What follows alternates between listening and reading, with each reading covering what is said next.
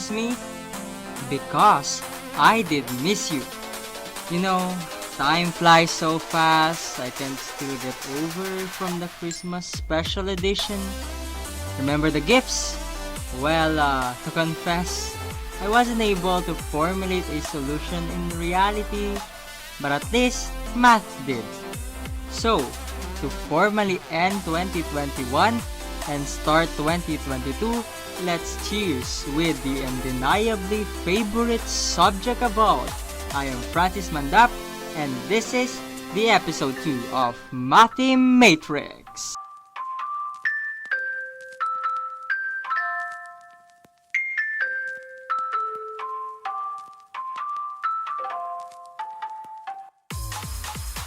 By the time you are watching this, the entire world is already in 2022. And so I am. So let's travel back last year on New Year's Eve celebration. Hello 2021 Francis, are you there? Yes, I am, sir. Oh, there you are, guys. We're all back to 2021. Yeah, I'm back again. You wanna know why? Of course, the only reason is math. But yeah, you're right, I'm currently decorating for the celebration later. I don't know if it's obvious as my discovery that I want you to see. Here it is. Do you see something suspicious? Yeah, Francis, we see crepe paper, colored black and white. Is there any symbolism or what? No, it's a parabola. It's what you write on your graph in your notebook, mostly in grade 9. Can you recall it? Do you still remember quadratic function? If not, I'm here to remind you always.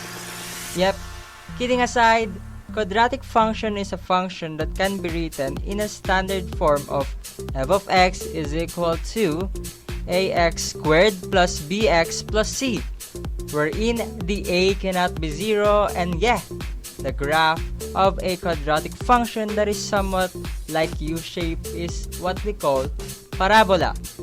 It is also can be seen by the equation y is equal to x squared. Actually, parabola is just one of them.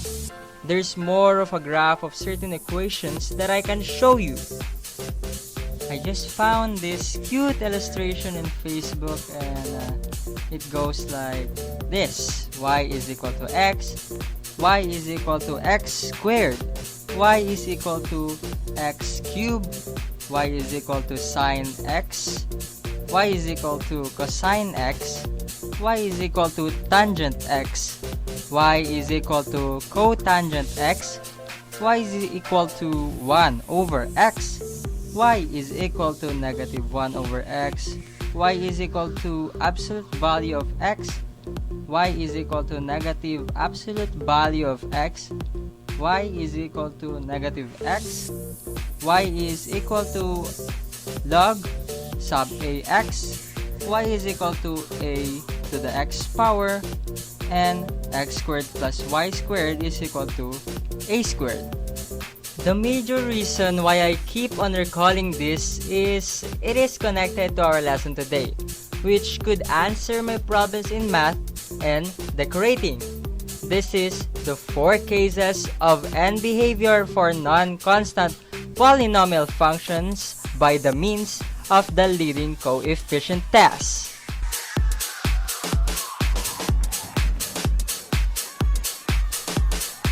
Yeah, to be honest, it is kind of long, but the concept is pretty simple and short. We all know that graphing linear functions as first degree will be a line, while second degree polynomial functions will be a parabola. For the previous grade levels, we are taught of how we graph polynomial function by looking on its behavior and other prominent properties. But before we proceed, we have 3 fundamental reminders that we must observe as we graph polynomial functions into variables. Number 1, the graph of any type of function should consider vertical line test, as its support its definition. Number 2. Every polynomial function with real coefficients is considered as continuous function and it contains set of real numbers as its domain. Number 3. The polynomial equation of the nth degree cannot have more than n roots. Its degree will tell us how many times the graph intersects to the x-axis. So, in graphing polynomial functions, it is a completely different story. The zeros of it are the roots of its equation, which corresponds to f of x is equal to 0.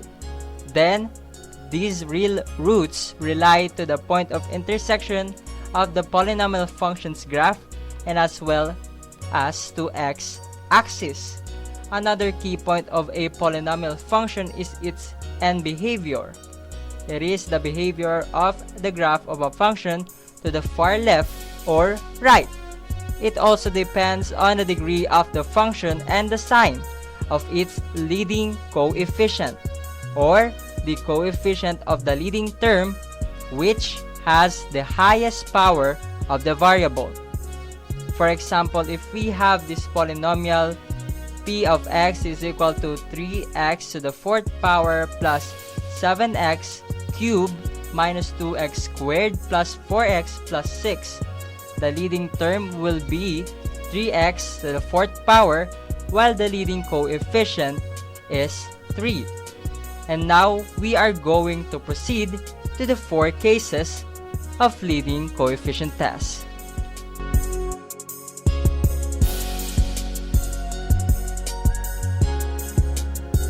In case number 1, if the degree of the function is odd and the leading coefficient is positive, the graph falls to the left and rises to the right.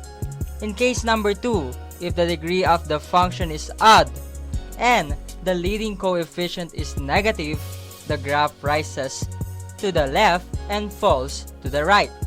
In case number 3, if the degree is even and the leading coefficient is positive, the graph both rises to left and right. In case number 4, if the degree is even and the leading coefficient is negative, the graph both falls to left and right. Now, let's examine these 4 polynomial functions and use the leading coefficient test to determine the end behavior of the graph. First, p of x is equal to 3x cubed plus 2x squared plus x minus 7. Since the degree is odd and the leading coefficient is positive, then it will fall to case number 1. Second, p of x is equal to negative 3x cubed plus 2x squared plus x minus 7. Since the degree is odd and the leading coefficient is negative, then it will fall to case number 2. Third, p of x is equal to 3x to the 4th power plus 2x squared plus x minus 7. Since the degree is even and the leading coefficient is positive, then it will fall to case number 3. Lastly, p of x is equal to negative 3x to the 4th power plus 2x squared plus x minus 7. Since the degree is even and the leading coefficient is negative, then it will fall to case number 4. See, the leading coefficient test is not that complicated as it may seem. But remember always that you have to be very careful while you are looking to its properties.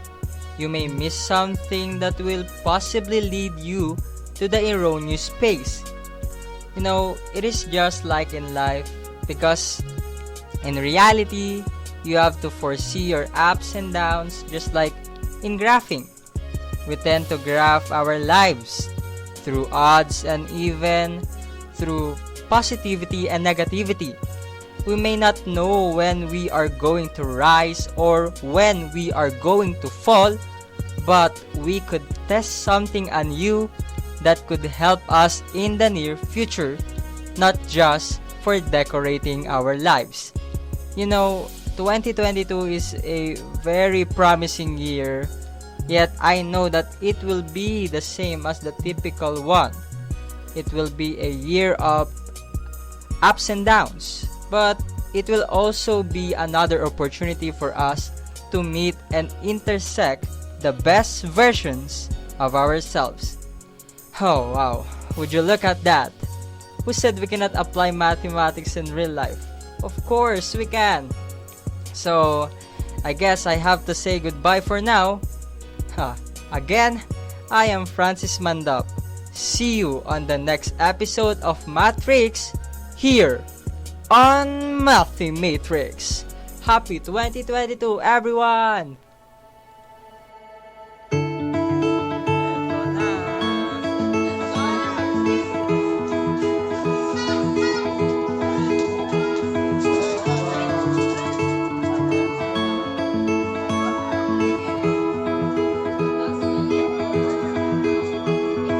We're all falling and we need a place to hide. A safe place somewhere in the woods we can start a fire. All we know is what will be our home. We will stay till break of dawn.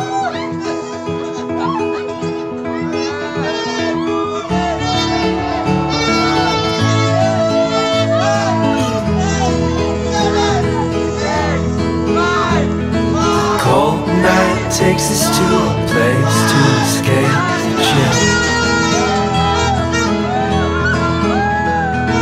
Tucked up somewhere in the woods on a hill.